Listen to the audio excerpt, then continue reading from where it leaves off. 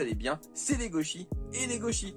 On se retrouve aujourd'hui pour une vidéo un peu particulière, comme la dernière de toute façon. Je voulais faire une vidéo sur comment bien commencer son manga tech. Alors, je sais que des vidéos comme ça sur YouTube, il y en a 4000. Et que je risque de répéter ce que d'autres gens ont dit. Mais je voulais quand même en faire une. Parce que ça reste subjectif, c'est ce que moi je pense. Alors forcément, ça va peut-être reprendre des points à droite, à gauche d'autres vidéos. Du coup, ce sera mon avis. J'ai fait 10 points, il me semble, que j'ai du coup en 10 catégories. Donc ça va être mon avis personnel. Vous n'êtes pas obligé de les suivre pour commencer une manga tech, loin de là. Vous faites ce que vous voulez. C'est juste 10 points que je trouve, moi, personnellement, intéressants quand on commence une manga tech. Quand on commence un manga tech, c'est bien de commencer par des séries courtes. Qu'est-ce que j'appelle courte? Moi, c'est moins de 10 tomes. Au-delà de 10 tomes, je trouve que c'est une série moyenne. Et pour moi, une série longue, ça commence à partir de 25-30 tomes. Du coup, une série de moins de 10 tomes, ça peut être bien pour commencer sa manga tech. Tout simplement parce que niveau budget, ça pique moins. Si vous voulez faire une série qui est déjà finie, par exemple, il y a des séries en 4-5 tomes qui sont très bien. Séries en moins de 10 tomes où le scénario est vraiment très correct. Faut pas croire que parce que c'est des séries courtes, forcément le scénario est un peu bâclé. Ça arrive, hein. Samurai 8, bonjour. Mais il y a quand même des séries courtes où le scénario est très très bien en très peu de tomes. Je vais marquer quelques exemples juste ici. Voilà, donc là je vais faire un petit encart, je vous laisse quelques secondes d'exemples de séries courtes que je trouve très bien pour commencer. Après, vous n'êtes pas obligé de prendre des séries en plusieurs tomes, vous pouvez même prendre des one-shots. Pareil, des one-shots très bien, il y en a.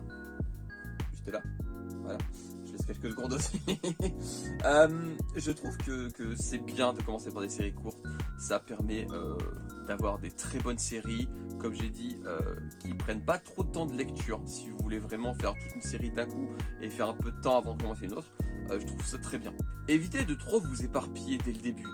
Évitez de commencer 4 séries, donc prendre 4 fois un tome 1.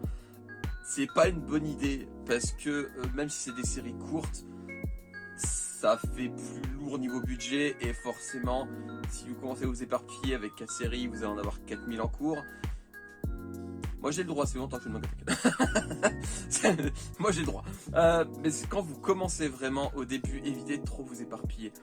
Commencez, moi je dis max 2 séries au début, si vraiment vous voulez vraiment commencer. 2 séries c'est très bien. En plus si c'est 2 séries courtes c'est encore mieux. Parce que je trouve ça mieux de pas trop se parpiller au début. Faites 2 séries, si on a une qui termine, commencez-en une autre, etc., etc. Je trouve que c'est une bonne manière de commencer. De ne pas trop s'éparpiller. Une fois que vous avez bien commencé et que vous avez pris plusieurs séries d'un style que vous aimez, essayez d'être curieux. Commencez des séries que vous n'iriez pas forcément de prime abord, en vous renseignant dessus, évidemment, pour voir si ça va quand même vous plaire. Parce que le but, c'est pas d'acheter des trucs que vous n'avez pas. Mais imaginons que vous avez commencé avec genre 4 shonen. Essayez un seinen. Essayez un shoujo. Essayez ce que vous voulez. Mais essayez d'autres styles. Il faut pas rester dans sa zone de confort.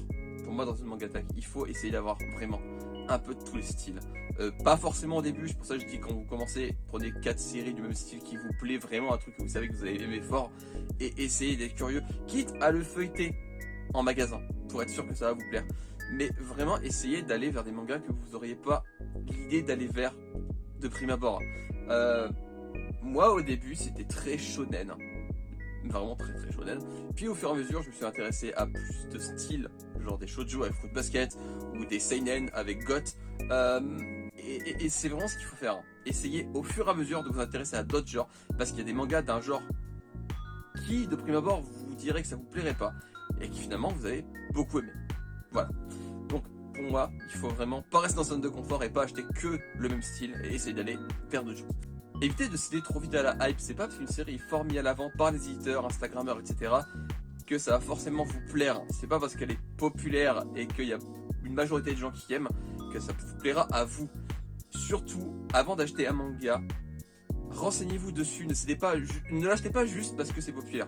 Vraiment, achetez pas sur un coup de tête, genre ah Jujutsu Kaisen tout le monde en parle, je vais l'acheter sans lire le synopsis, sans vous renseigner sur l'univers, sur le nombre de tomes, tout ça, ne cédez jamais à la hype trop vite. Clairement. Renseignez-vous sur un manga avant de l'acheter. C'est vraiment la pire chose à faire. C'est vraiment la pire chose à faire. N'achetez jamais un manga par la hype.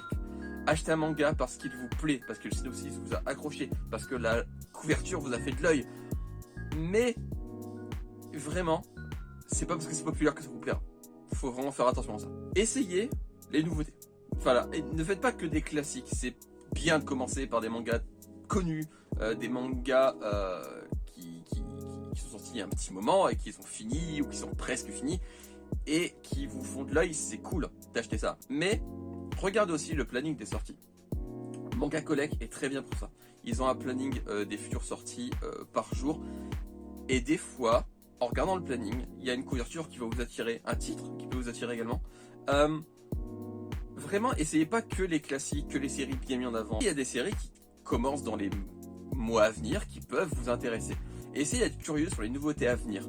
Ne regardez pas juste en boutique et vous dites ça, je vais prendre ça, je vais prendre ça.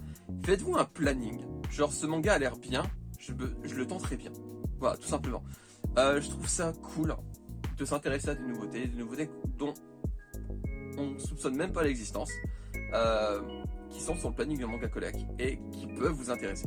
Voilà, c'est comme ça que je connais la plupart de mes séries, parce que Manga Collect met souvent dans leur planning les mangas à venir avant des fois même que l'éditeur l'annonce, ça arrive.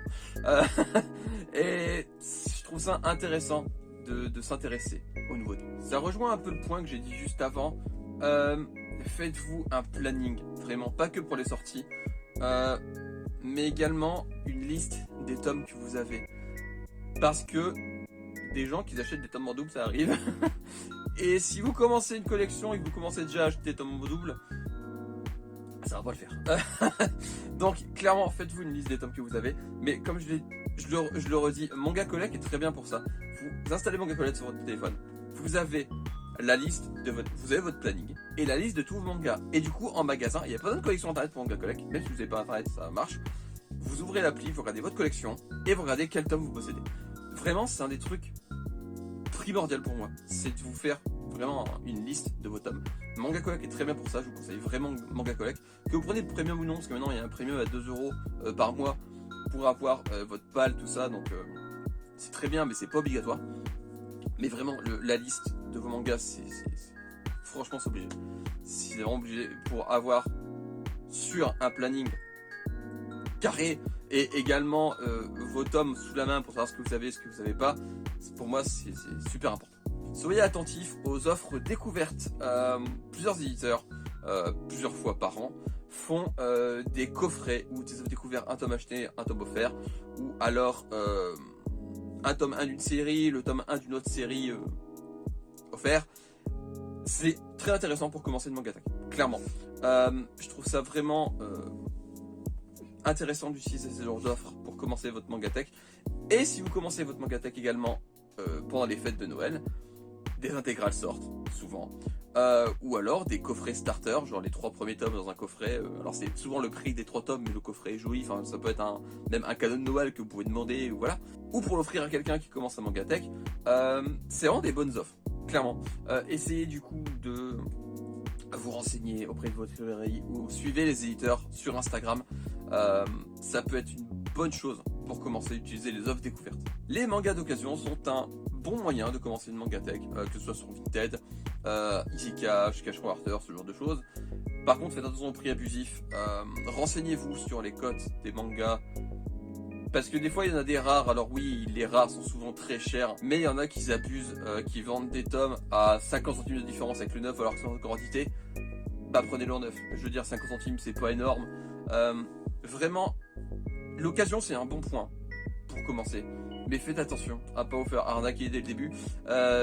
Malheureusement, Vinted, c'est un nid à arnaque. Essayez de vous renseigner. Regardez bien l'état. Demandez des photos complémentaires si besoin. Et si vous voulez acheter des intégrales, comparez. N'achetez pas tout de suite. Comparez plusieurs annonces avant de faire des achats compulsifs. C'est pas une bonne idée de craquer tout de suite quand vous y êtes. Ah, c'est pas cher. Des fois, vous trouverez moins cher. Et en plus, c'est pas parce qu'un manga est rare et super cher que c'est forcément un bon manga.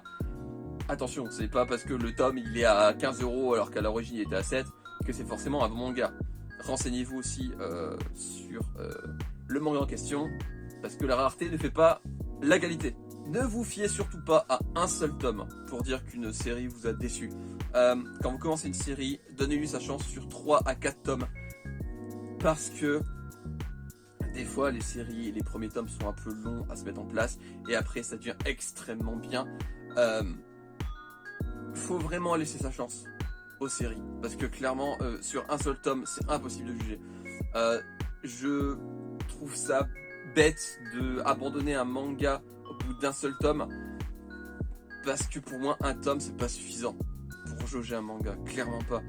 Il y a des mangas que le tome 1 est vraiment pas fou et par la suite ça devient absolument génial. Donc laissez vraiment la chance au manga. 3-4 tomes c'est parfait. Et c'est pour ça que d'ailleurs je reviens un peu sur un point d'avance, pour ça les coffrets 3 tomes, pour moi c'est très bien. Parce qu'en fait si vous trouvez des coffrets découvertes de 3 tomes, c'est parfait pour juger un manga. Voilà, 3 à 4 tomes. Et si vraiment au bout du 4e tome ou du 3e tome, vous voyez que ça vous plaît pas, que ne forcez pas. Ça sert à rien, revendez-les, offrez-les à quelqu'un, ça pourrait faire plaisir pour un cadeau, etc. Mais vraiment, si vraiment ça vous plaît pas, forcez pas.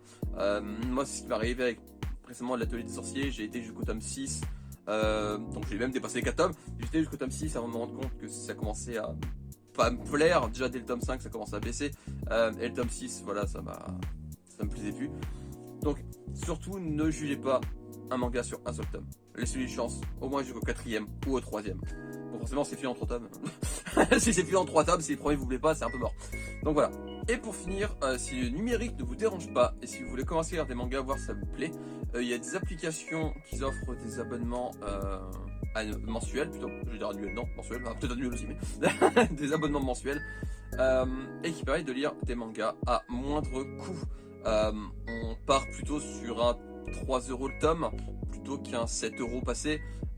Du coup, si vous voulez commencer à en lire ou voir si une série vous plaît et que vous n'avez pas l'occasion de le lire en magasin, parce que vous n'avez pas de magasin qui fait des mangas près de chez vous, vous ne trouvez pas tout simplement, les trouver en numérique peut être une bonne idée. Des fois, il y a même des applications qui font des offres, genre je sais pas, 99 centimes le tome pour une offre promotionnelle, ça arrive. Sinon il y a l'application de la Shueisha, donc ça concerne forcément quel manga de la Shueisha, je sais plus le nom, je le mettrai juste ici, qui propose de lire, alors c'est en anglais ou en japonais, des chapitres de tomes. Bon, il y a beaucoup de mangas qui sont sortis qu'au Japon, mais des fois il y a des chapitres de mangas sortis en France, et du coup ça permet de les lire si vous comprenez anglais évidemment, et de vous faire une idée. Voilà.